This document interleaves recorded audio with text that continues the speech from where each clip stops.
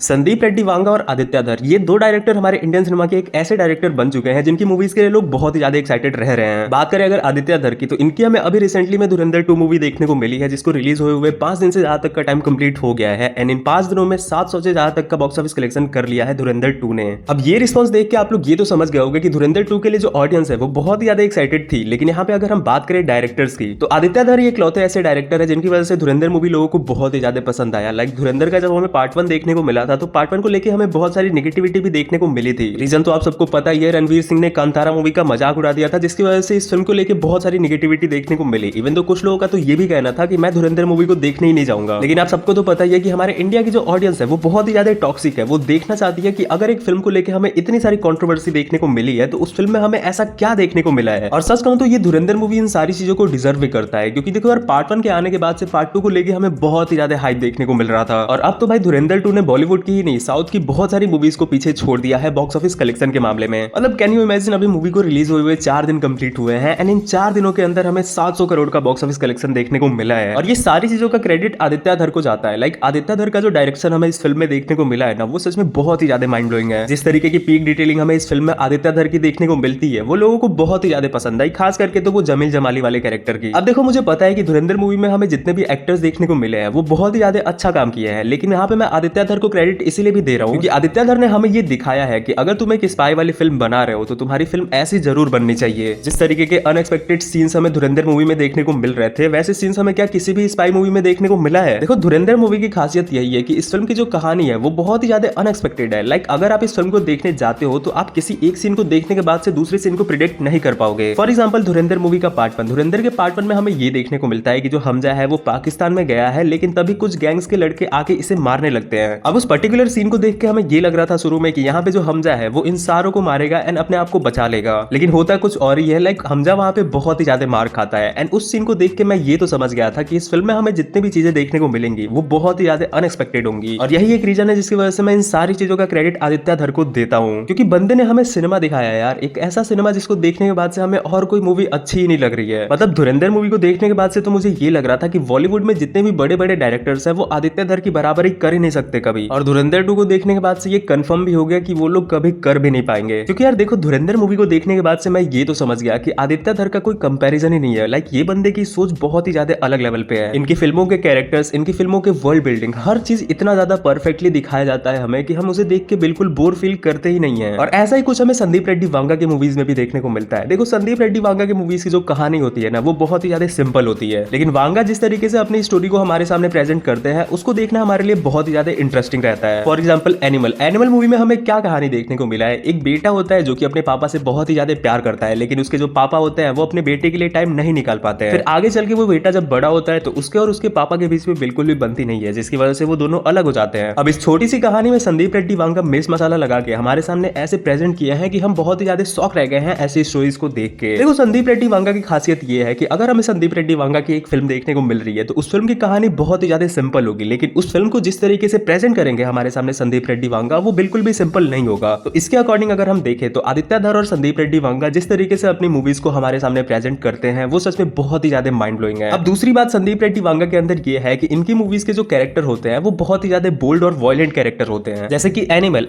Movie में हमें एक सीन देखने को मिलता है जहां पे जो रणविजय का कैरेक्टर होता है वो तृप्ति डिमरी के कैरेक्टर से ये बोलता है कि तू मेरे झूठे चाट। अब इस पर्टिकुलर सीन को लेकर हमें बहुत सारी कंट्रोवर्सी देखने को मिली थी। फिर बाद में चल के हमें ये पता चलता है कि ये सारी चीजें वो अपने पापा को बचाने के लिए कर रहा होता है। देखो इस चीज से ये तो कंफर्म हो जाता है कि संदीप रेड्डी वांगा की अगर हमें कोई भी फिल्म देखने को मिल रही है ना तो उसमें हमें बोल्ड सीन देखने को मिलेंगे ही मिलेंगे, लेकिन ऐसा कुछ भी हमें आदित्य धर की मूवीज में देखने को नहीं मिलेगा। आई नो कि उनकी मूवीज में हमें बहुत सारे गाली गलौज देखने को मिलते हैं लेकिन कोई भी बोल्ड सीन नहीं देखने को मिला है हमें आदित्य धर की फिल्म में। देखो आदित्य धर की जो मूवीज होती है वो स्टोरी ड्रिवन होती है, लेकिन यहाँ पे जो संदीप रेड्डी वांगा की मूवीज होती है वो कैरेक्टर ड्रिवन होती है। संदीप रेड्डी वांगा की मूवीज को अगर आप लोग देखोगे तो आप लोग को इनकी मूवीज में स्टोरी देखने में मजा नहीं आएगा, आप लोग को इनकी मूवीज में जो कैरेक्टर्स होते हैं उनको देखने में मजा आएगा। फॉर एग्जाम्पल एनिमल मूवी में हमें एक सीन देखने को मिलता है जहां पे रणविजय अपने जीजाजी से बात कर रहा होता है एंड वो बात धीरे धीरे बहुत ही ज्यादा आगे बढ़ जाती है। ये जितने भी कॉन्वर्सेशन वाले सीन्स होते हैं ये हमें बहुत ही ज्यादा पसंद आते हैं जस्ट बिकॉज की ये एक कैरेक्टर ड्रिवन वाली फिल्म है एंड यही एक चीज संदीप रेड्डी वांगा को सारे डायरेक्टर्स से अलग बनाती है। सी संदीप रेड्डी वांगा को ये पता होता है कि मेरे कैरेक्टर्स को ऑडियंस कैसे देखना पसंद करती है एंड क्या देखने में ऑडियंस को मजा आएगा। हमें इनकी सबसे पहली फिल्म अर्जुन रेड्डी देखने को मिली थी एंड अगर आप लोगों ने इस फिल्म को नहीं देखा है तो जाओ और जाके एक बार तो इस उस फिल्म को जरूर देखना। ये भी एक कैरेक्टर ड्रिवन फिल्म था, जिसके बाद से हमें इसका एक रीमेक भी देखने को मिला कबीर सिंह करके, एंड ये फिल्म लोगों को बहुत ही ज्यादा पसंद आता है। मतलब हाई नो कि कुछ लोग ऐसे भी थे जो कि कबीर सिंह को बिल्कुल भी पसंद नहीं किए थे एंड इस फिल्म का बहुत ही ज्यादा नेगेटिव वे में रिव्यू किए थे, लेकिन इससे क्या ही फर्क पड़ गया मूवी